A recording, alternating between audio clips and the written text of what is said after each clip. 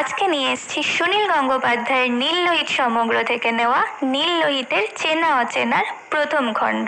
শুনুন কস্তুরী নিয়ে লেখা একটি মজার গল্প।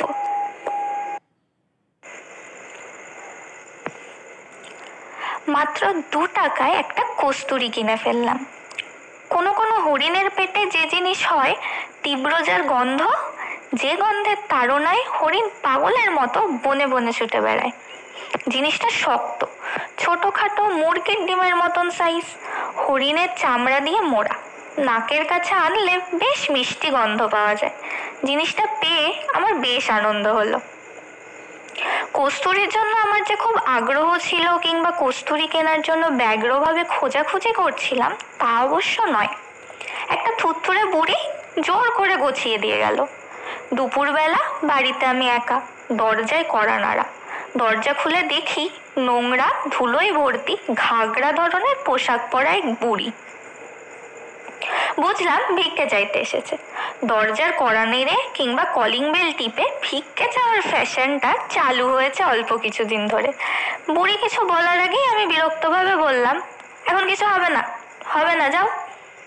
বুড়ি দরজার কাছে বসে পড়ে দুর্বোধ্য ভাষায় কি যেন বলল, আমি বুঝতেই পারলাম না।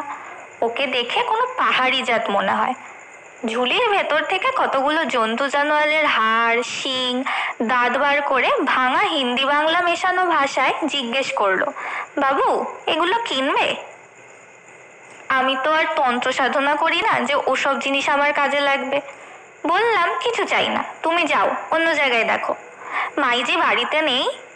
বুঝলাম আমার কাছে সুবিধা হবে না বলে বাড়ির মেয়েদের ডাকতে চায়।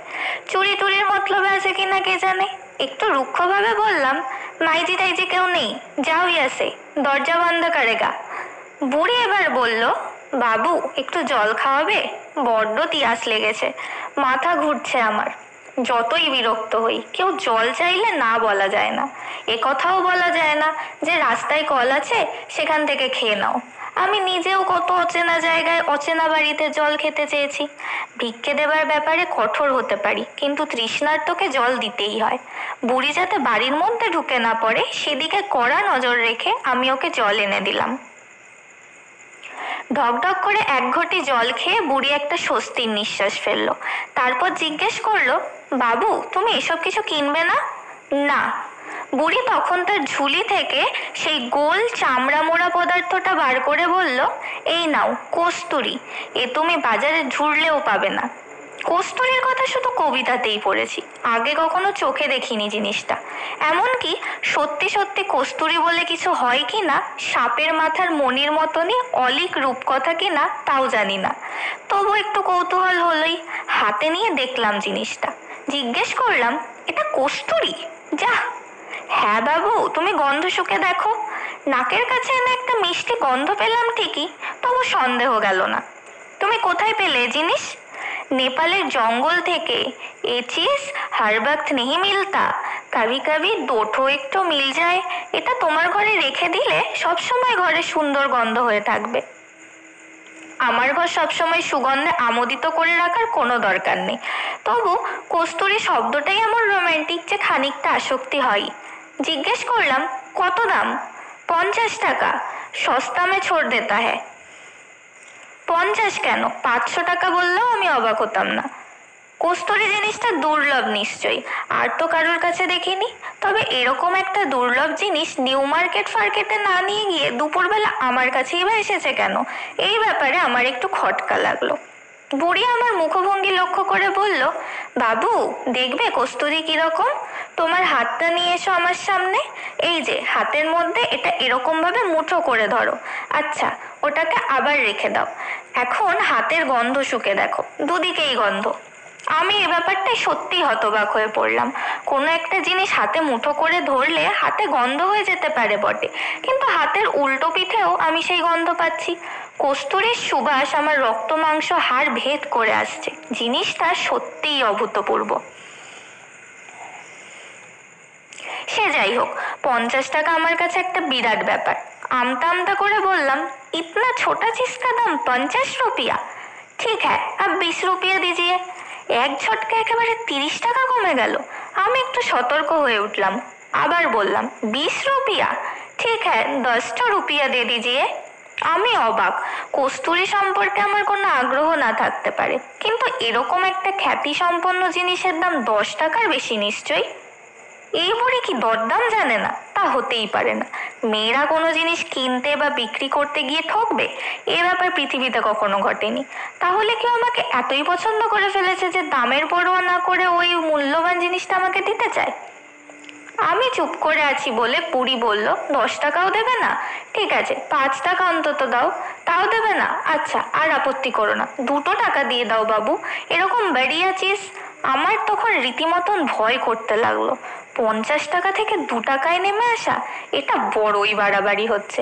শেষটায় না আমাকে বিনা পয়সাতেই দিয়ে দেয়। অন্তত 4 আনা 8 আনায় যদি নেমে আসে, সেটা কস্তুরীর পক্ষে খুবই অপমানজনক হবে। তাড়াতাড়ি আমি 2 টাকা ওর হাতে তুলে দিলাম।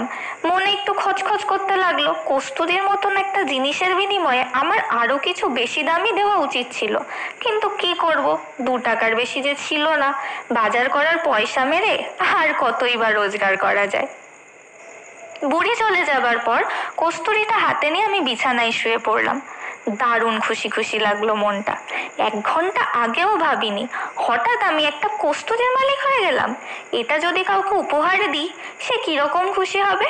কাকে দেব? কস্তুরীটার মিষ্টি মিষ্টি গন্ধ শুকতে শুকতে আমার তন্দ্রা এসে গেল। আমি স্বপ্ন দেখলাম কোনো এক অচেনা অরণ্যে হাজার হাজার হরিণ ছুটে যাচ্ছে। ইস, এত হরিণ কোন বনে থাকে? হরিণগুলো ছুটে যাবার সময় প্রত্যেকে আমার দিকে একবার তাকিয়ে যাচ্ছে। সে দৃষ্টিতে ঠিক ভয় নেই, ওরা বুঝি জেনে গেছে আমার কাছে একটা কস্তুরী আছে। অর্থাৎ হাজার হাজার কালো হরিণ চোখ দেখছে আমাকে।